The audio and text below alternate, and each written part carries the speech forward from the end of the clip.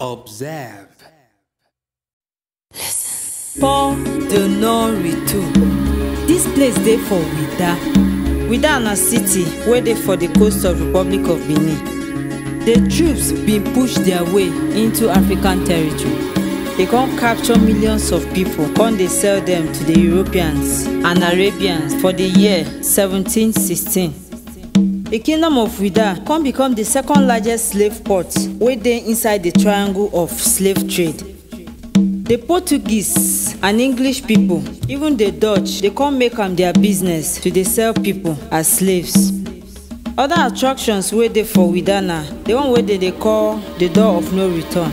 This place na the beach wey dem dey sell slaves. They go put them inside big ship. The ship go come carry them go different parts of the world, for Europe for America for any place where they wan carry them go.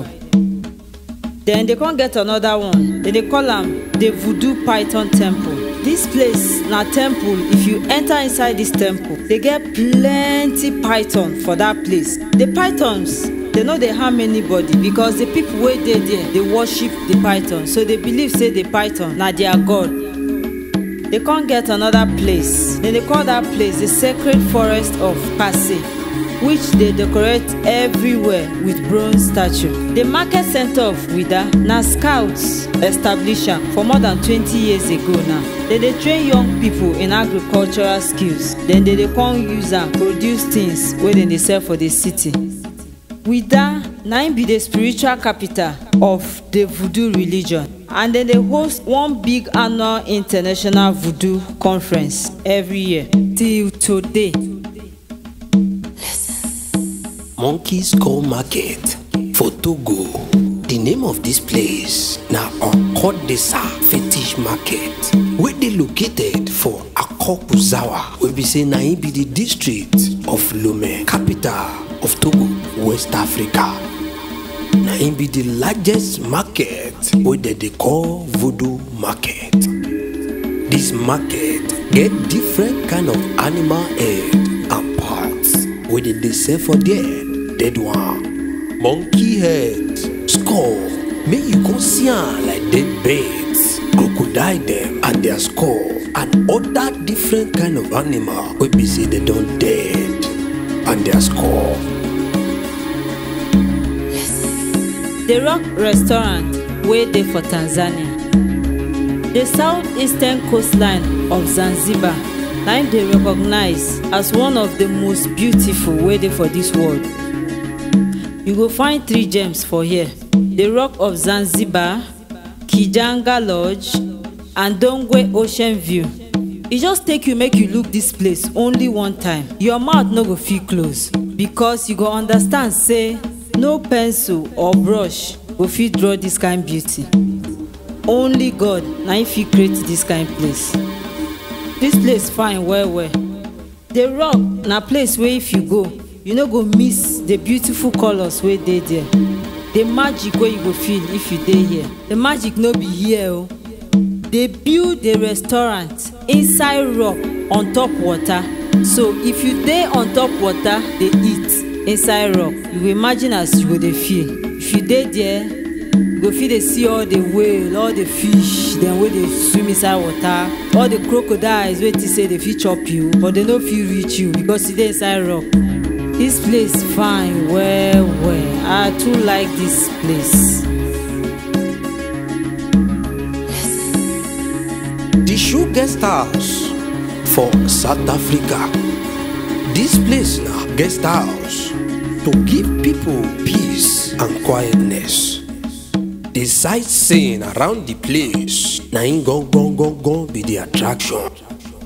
Guests go sleep for darkness. How they want to see light when they sleep inside shoe. But the thing wey sweet them be say dem go dey see stars for darkness. Dem come dey hear old voice, jackal's voice, lion voice, and many wild animal voices. For early momo, they wake up for farm life again. They get tea garden where they chop breakfast and light melo for themselves for the forest. For this place, give them freedom away from wahala wey boku for city space system. Na so we see am for Shoe Guest House for South Africa.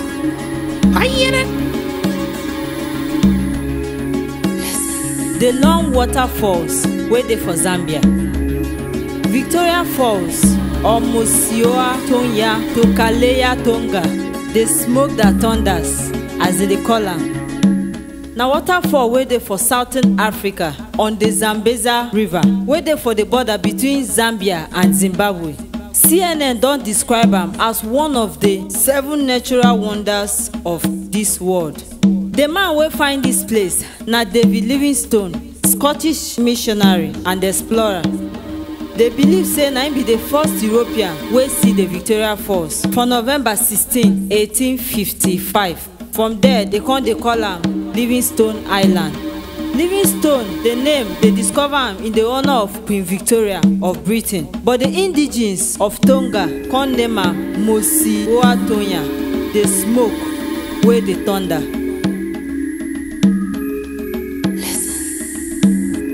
Kagakama Hotel. This hotel fine well. But wetin come make am dey different be say na inside cave dem build am.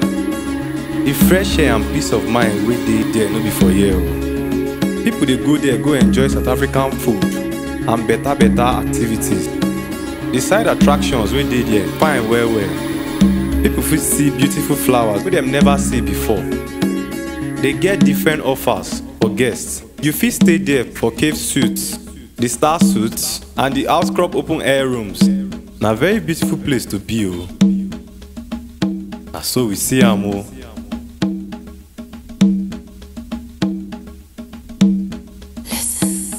The Great Pyramid of Giza for Egypt. Bros, if you like calm down now. Now so the voice dey o. Just take am easy. The Great Pyramid of Giza, wey dem dey also call Pyramid of Khufu. Na him be the oldest and largest of the 3 pyramids wey dey El Giza for Egypt. So, because of the mark wey dey inside, they come connect am to the man wey dem dey call Pharaoh Khufu, wey una know today as Pharaoh, King Pharaoh. Egyptologists believe say they build am as tomb, that is na the place where dem dey bury people. This thing dey happen for the year 2560 before Christ. I wish they never born me then. The Great Pyramid, na him be the tallest man-made structure for the world. Scientists don analyze the way dem take build am. Say na stone dem take carry build am, but na sand dem dey see. The pyramid get 2 chambers. One na for the king and the other one na for the queen own.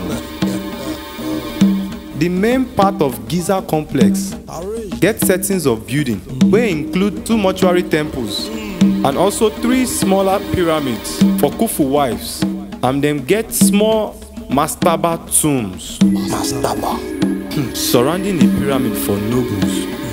This one na wire. This one na Obonga o. Una thank you Boku for your time as we dey bring una latest news. Na so we see am for now for Traficana.